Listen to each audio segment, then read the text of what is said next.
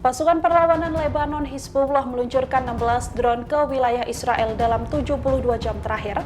IDF juga diambang kehancuran dengan tambahan 44 rudal Hizbullah yang ikut menyerang.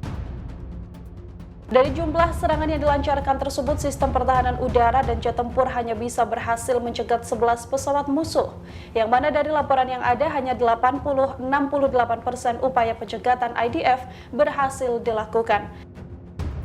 IDF juga menyatakan bahwa Angkatan Udara berupaya menggagalkan rencana apapun dari musuh, seperti menggunakan jet tempur, memperkuat sistem pertahanan udara dan sistem kendali, hingga menjaga perbatasan Israel.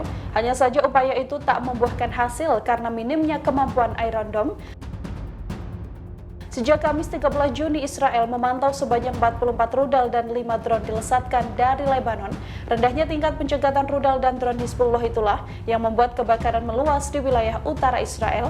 Layanan darurat Israel juga melaporkan telah menangani serangkaian kebakaran di Israel Utara sejak Jumat 14 Juni. Puluhan rudal dilaporkan ditembakkan dari Lebanon Selatan ke daerah sekitar kota perbatasan Kiryat Shemona.